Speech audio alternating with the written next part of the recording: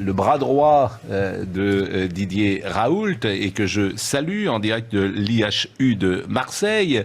Et je vous ai demandé de venir ce matin parce que, voilà, vous-même reconnaissez que l'hydroxychloroquine ne sert à rien. C'est ce que j'ai vu. Vous-même. Alors, vous nous avez pendant 10 mois expliqué que c'était la panacée.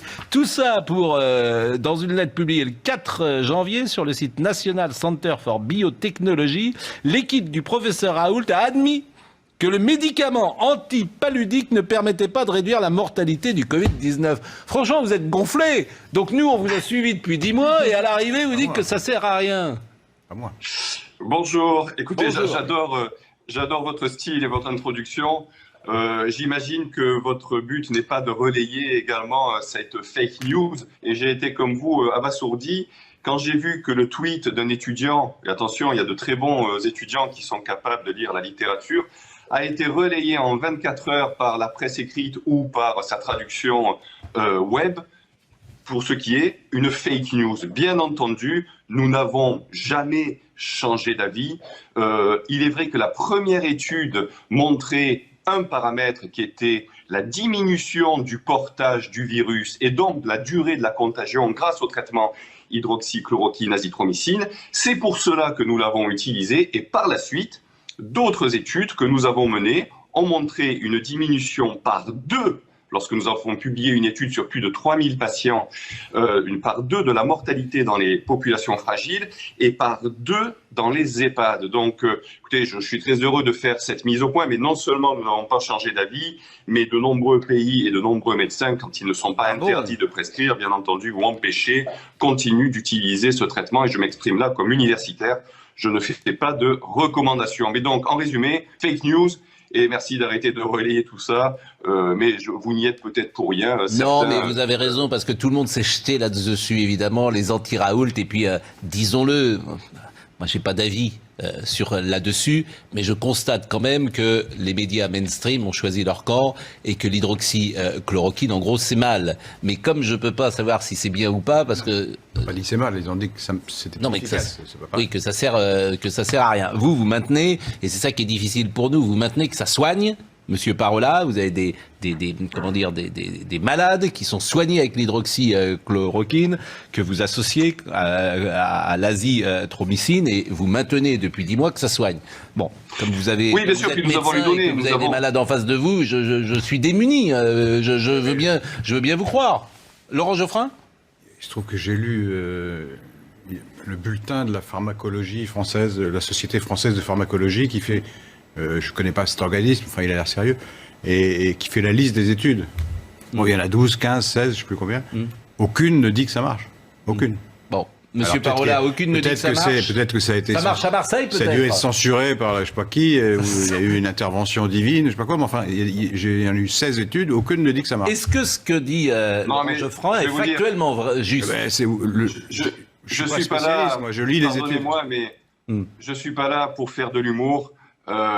Tous les jours, je parle à des gens malades qui sont très âgés, à leur famille. C'est des moments qui sont parfois difficiles, parfois très heureux parce que ils s'en sortent et de très nombreux s'en sortent. Alors pardonnez-moi, Monsieur Geoffrin, mais c'est pas la peine de faire de l'humour avec moi. Il y a plus de 160 études j'ai pas fait l'humour du tout, là, sur l'hydroxychloroquine et l'azithromycine. Elles sont de très nombreux sont en faveur, notamment quand il n'y a pas de conflit d'intérêts. On ne peut pas faire de science et d'explications trop approfondies sur un plateau et sur une interview. Moi, je vous renvoie aux études de la littérature, celles que nous publions sur le site de Méditerranée Infection, sur nos vidéos où nous expliquons cela sur notre chaîne YouTube. Après, bien entendu, vous savez que je ne joue jamais le jeu du débat et de l'humour quand on parle de choses sérieuses. Vous pourrez vérifier cela. Plus de 160 études. Un site les rapporte, il s'appelle C19 Study. C'est en anglais, il faut lire un petit peu l'anglais, donc avec un petit peu d'aide, vous y arriverez. Et donc, l'élément essentiel... Si vous prenez les gens pour des idiots, c'est même pas la peine de débattre. Une mortalité divisée par 2, notamment en EHPAD et notamment chez les sujets fragiles. Ce sont nos données, je ne parle pas d'opinion, je parle de données d'observation Je et peux d'études répondre à ça. observationnelles que nous avons menées. Moi, c'est tout ce que je peux vous dire. Je ne suis pas dans un rôle de recommandation. Encore une fois, je suis prudent. Je vous donne les résultats de mes travaux. Quant à ceux des autres, à l'international, j'étais hier en réunion avec de nombreux collègues africains qui ont utilisé ce traitement avec une mortalité rapportée à la population bien inférieure à celle de la France. Quant à l'explication de pourquoi ça marche, je peux vous l'expliquer. On me dira que je vais faire trop long, donc je vous renvoie aux explications sur les publications. Il faut juste les lire correctement et les lire toutes. On va pas en faire une polémique. Non, c'est pas une polémique. Oui. Monsieur est méprisant et polémique, lui, donc je ne le laisserai pas. Et il me dit que je fais de l'humour. Je fais de l'humour. Je lui ai cité les études que j'ai lues dans la Société française de pharmacologie. Je cite mes sources. Et toutes ces études sont sourcées. Aucune ne dit que ça marche. Voilà. C'est un débat dans lequel, évidemment, on peut Mais difficilement il a ses rentrer. propres études. Donc il a ses propres études, donc les siennes sont bonnes et celles des autres sont mauvaises. Non, mais qu'est-ce que vous voulez que je vous dise ? Ça devient une secte, quoi. C'est ça. Mais c'est pas. Non, mais. Mais oui, c'est vrai. Non, mais qu'est-ce que vous voulez que je dise ? Vous avez. Pourquoi Philippe toutes ces Parola, études disent que ça marche pas? Vous Je avez comprends Philippe pas. Parola. Mais non, il vous dit qu'en. Les siennes marchent, mais celles que j'ai lues ne marchent pas. Mais il vous dit qu'en Afrique, manifestement, il était avec des gens. Oui, mais hier, répondez à ma question. J'ai Mais lu, je peux j'ai pas. lu 17 études, aucune ne dit que ça marche. Je veux Et bien c'est fait poser par toutes une sortes de... N'hésitez pas à me poser une question. Charlotte Je vous Dornelas. avoue que je reste volontiers avec vous. N'hésitez pas à me poser une question. Après, sur les lectures des uns et des autres, je peux vous renvoyer à des sources fiables que vous pourrez analyser, que Donc d'autres la contradicteurs Société pourront française analyser. de pharmacologie n'est pas fiable. Non, mais justement, Charlotte moi, Dornelas. j'ai une question par rapport au désaccord que vous avez et qui existe depuis 6 mois. Est-ce qu'il n'y a pas un malentendu sur la question du protocole ? Il y a beaucoup d'études qui ont été faites sur l'hydroxychloroquine seule et notamment en fin de traitement à l'hôpital. Et vous proposez un protocole qui est associé à l'azithromycine et en début de maladie. Est-ce que le malentendu, il n'est pas là, en fait, sur les différentes études où, effectivement, Laurent Geoffrin n'invente pas des résultats qui sont faibles sur l'hydroxychloroquine seule? Est-ce que le malentendu n'est pas là, en fait? Les études sont mixtes, il y a les deux. Bon, entre-temps, je salue l'arrivée d'Anne Fulda. Et Tout à fait. Alors, d'être sur ce plateau. Merci, chère Anne, vous venez d'arriver. Bon, mais je voudrais pas. On a eu ces conversations 50 fois et je crois qu'il en sortira, hélas, pas grand-chose. Moi, je vous donne quand même un élément de réponse, parce que c'est un élément important qui vient d'être pointé. Bien entendu, le traitement que nous utilisons, mais que de nombreux médecins utilisent à travers le monde, est dans un traitement précoce.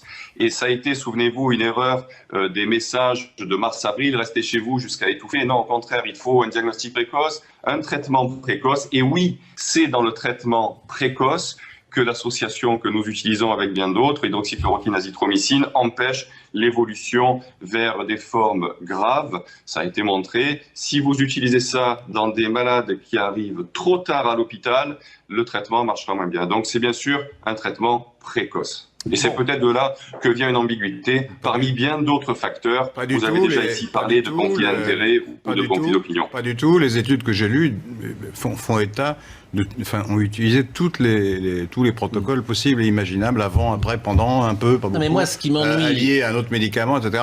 Encore une fois, à moins que ce soit des farceurs, des escrocs, je ne sais pas. Je termine. Oui. Ça s'appelle la Société française de pharmacologie. Bon, ça va être composé d'escrocs, j'imagine, puisque elles disent toutes exactement le contraire de ce que dit ce monsieur. Non, mais ce qui m'ennuie, c'est que Philippe Parola est médecin. Excusez-moi de les avoir lus. Il voit des malades tous les jours, ça fait 8 mois, et qu'il prescrit ce traitement et que manifestement ça marche. Donc c'est ça qui m'ennuie dans ces débats, c'est-à-dire que vous avez de manière empirique... Ça marche selon lui, oui. Qui est sur Il y a une guerre qui est pourquoi tout le monde ne devenue l'utilise pas politique, en fait, c'est hallucinant. Bon, mais moi je veux Mais plus pourquoi tout rentrer le monde ne l'utilise là-dedans. pas? parce Pourquoi que- la plupart des autorités n'en veulent pas? C'est comme Mais ça. je ne sais pas quoi répondre à cela, d'ailleurs Philippe Parola, mais j'ai l'impression que ces débats... C'est parce que c'est des gens qui sont payés par les labos, c'est ça qu'on veut dire? Je sais Ah non, pas, alors je comprends vraiment, rien. je n'en sais absolument rien. Je sais pas... Je ne comprends rien à ce débat. Mais certains... Bon, écoutez, moi, si vous voulez, je veux bien vous donner mon avis. Je l'ai fait, qui est le résultat de mes on a études, entendu. des avis de vos invités. Je le respecte. Hein, vous savez, ils sont peut-être pas ni soignants ni vétérinaires, mais peut-être patients. Et ils auront à discuter avec leurs médecins. Donc, je respecte tous les avis. Après, je pourrais un peu moins contribuer à vos débats. Je vous ai donné une explication sur ces fake news. Je vous ai renvoyé aux sources. C'est pour ça que je voulais que vous interveniez ce matin. Voilà. Puisque vous Je êtes peux là... vous parler, si vous voulez, de vrais éléments, notamment les capacités diagnostiques, les capacités de séquençage qui nous ont Eh ben permis justement, de parler des variants très tôt. Philippe Je suis à Parola. votre disposition sur la polémique un peu moins quand même. Justement, puisque vous êtes là, je voulais qu'on voit un sujet sur l'immunité qui durerait 6 mois. Je voudrais votre avis là-dessus. L'immunité contre le Covid-19 pourrait durer au moins 6 mois grâce aux cellules mémoire qui gardent une trace de l'infection et réactivent la protection immunitaire en cas de réinfection. C'est une étude qui est parue lundi. Voyez le sujet de Régine Delfour et vous me dites ce que vous en pensez. Avoir eu la Covid-19 serait-ce synonyme d'immunité? Les cellules mémoire pourraient réactiver l'immunité en cas de réinfection, même au-delà de 6 mois.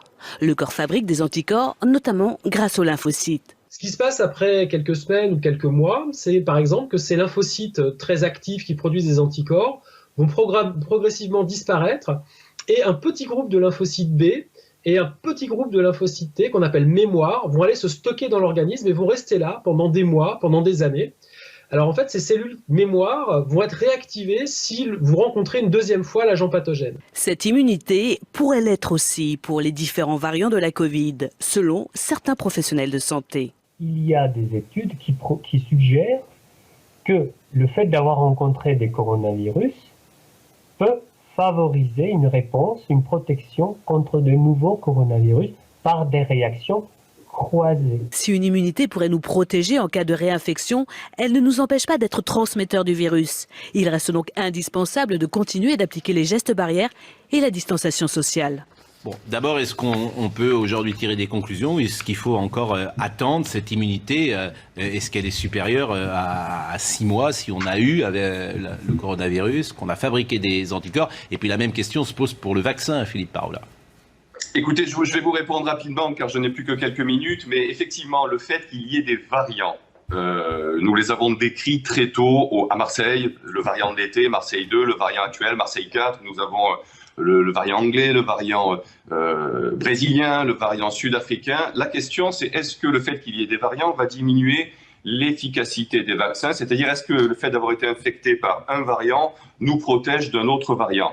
Un élément de réponse, c'est que nous avons décrit ici, grâce à nos capacités de séquençage, des infections successives chez la même personne avec d'abord une infection à un variant, puis une infection à un autre variant.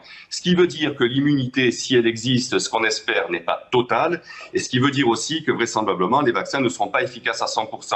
Attention, ça ne veut pas dire que les vaccins ne sont pas utiles, c'est une arme très très importante. Les laboratoires ont commencé à donner des données, nous verrons bien l'efficacité des vaccins, il faut surveiller cela, surveiller l'apparition des variants pour comprendre les maladies, pour comprendre pourquoi on se réinfecte et surveiller l'efficacité des vaccins. Encore une fois, l'immunité n'a pas l'air d'être totale lorsqu'on l'a attrapé une fois, mais on peut espérer que les vaccins protégeront et joueront leur rôle dans cette lutte contre la Covid. Voilà ce que je peux vous dire. Merci. Merci à vous, Philippe Parola, et merci de toujours venir avec pédagogie, nous expliquer, et sincérité, et également nous expliquer où en est l'IHU de Marseille. Merci beaucoup. Merci à vous, à bientôt. Au revoir. Merci Philippe Parola. Je vous apporterai les études, vous verrez.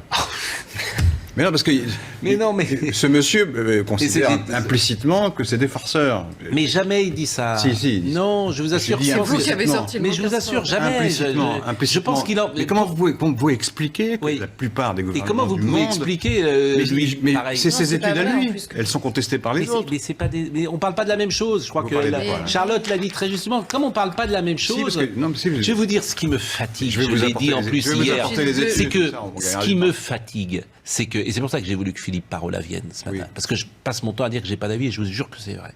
Ce qui me fatigue, c'est qu'hier, c'est ce qu'il dit, un étudiant a tweeté une interprétation fausse de ce qu'avait dit l'IHU de Marseille, et ça a été une sorte d'onde de choc partout. Raoult reconnaît que l'hydroxychloroquine ne sert à rien. Il y a tellement de gens qui ont envie de cela. C'est ça qui me fatigue un peu. Et notamment dans notre métier, où je trouve qu'il y a une forme de manque d'honnêteté intellectuelle. Je veux dire, les journalistes choisissent leur camp, c'est quand même incroyable. Moi, je vous dis, je n'ai pas d'avis, je donne la parole. Hier, on était avec M. Sebag, aujourd'hui, M. Parola, M. Perromort, etc. Moi, j'écoute, et j'écoute des médecins. Mais je ne choisis pas des médecins contre d'autres médecins. C'est tout. Oui, mais à un moment, il faut choisir, parce qu'ils disent blanc et l'autre dit noir. Donc, je vais choisir. Non, c'est en général un peu vous allez bien ? Très bien.